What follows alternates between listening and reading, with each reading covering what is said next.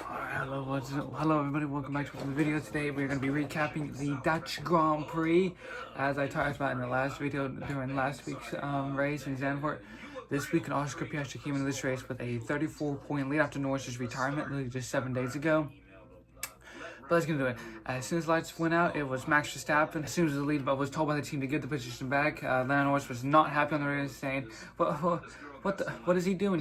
He's an idiot. He just, put me on the grass and, just cut the corner. So Norris was not happy about that at all with Max Verstappen saying that he cut the corner and put him on the grass. So down the front straightaway, Verstappen was told by the team to give the position back so that way they won't have to, be forced to a 5-second time penalty or a 10-second time penalty. And then Charles Leclerc was up in the P3. Ferrari needed to get their got to get this season turned back around.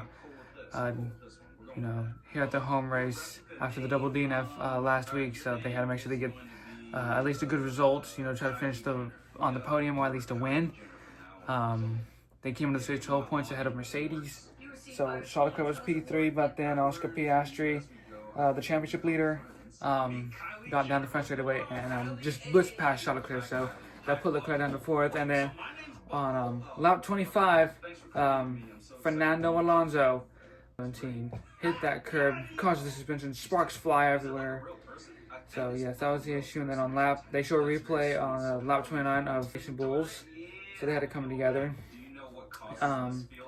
No one could, chase down Max Verstappen after Verstappen retook the lead on lap 4. So it was Verstappen, then Norris, then Oscar Piastri, then Charles Leclerc, then George Russell, and then Lewis Hamilton was making up some moves after his 10th-place grid penalty after what happened last week during the yellow flag breach. So yes, had a 5-place grid penalty, but worked his way up to the grid. So yes, and then on lap 41, the Haas of Ollie Behrman and the contact between the Haas and the Williams sent both drivers spinning into the Del Roggia chicane, but no safety car, no red flag and all that. And then Kimi Antonelli gets a 5-second time penalty for forcing Alex Albon onto the grass, so not the second home race Kimi Antonelli wanted. But yeah, and then on lap 53, Max Verstappen takes the win at the Italian Grand Prix, his first win since the Emilia Romagna Grand Prix at Imola all the way back in May. You got to go back to May, literally three or 4 months ago when Max Verstappen last won a Grand Prix. It was Imola back in May. So Verstappen back on top, wins the Italian Grand Prix ahead of Lando Norris, who cuts Oscar Piastri's championship lead now down to 31 points. But Oscar Piastri was not happy with the team on why they had swap positions. Because Lando Norris had a slow pit stop due to the left front jack or the left front wheel gun not tightening up. So yeah, they told Oscar swap positions and then you clear the race. Which, in my opinion, Norris, I don't think the team should have told Oscar to swap positions because Oscar was gonna catch Lando anyway, and Oscar was gonna pull away eventually, but Oscar's not with the team on why, the whole swap positions and race cleanly after that.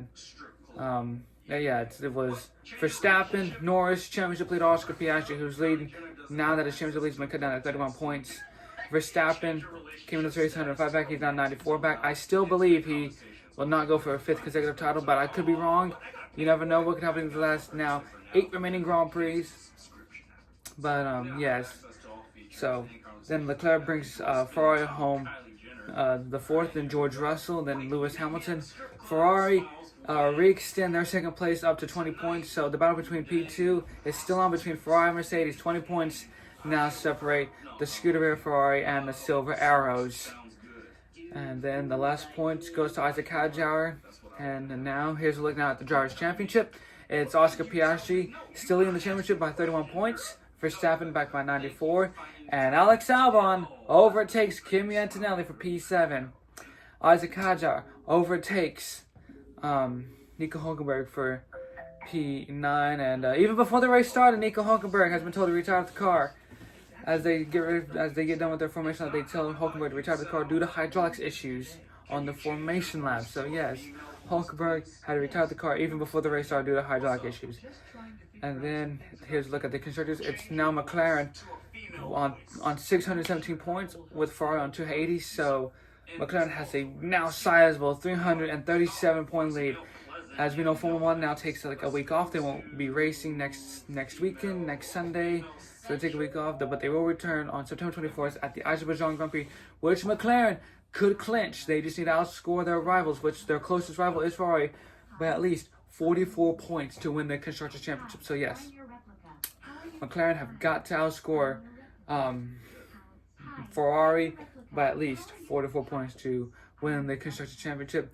As Ferrari try to get the runners-up spot over Mercedes, they're only 20 points ahead. Just think, Zandvoort, 7 days ago, they entered that race 28 points clear. Double DNF, 12 points ahead. They come into this race 12 points ahead. They re-extended now to 20 points. As they still on this winless streak. The last time they went winless was 2021. And the last time Charles Leclerc went winless was 2023. And the last time Lewis Hamilton went winless all season, 2023 as well.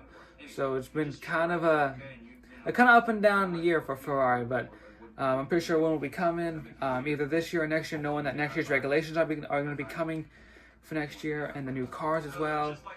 But yes, I give this race a 7 out of 10. It was a good race, but not great. I give it a 7 out of 10. But yeah, it's good to see Max Verstappen finally take the number one once again on top side of the podium since Imola back in May, which was, gosh, I want to say 3 to 4 months ago. But yes, thank you guys for watching, and I'll see you guys for later today's Cup Series for a recap of the Enjoy Illinois 300. I'll make sure to recap that because I was supposed to do a recap of last weekend's Cookout Sunday 500, but I fell asleep through the whole dang race, so I really couldn't do a recap on that. But yes, Chase Briscoe locks himself in. But yes, thank you guys for watching, and I'll see you guys later today for a recap of the Enjoy Illinois 300 from Gateway.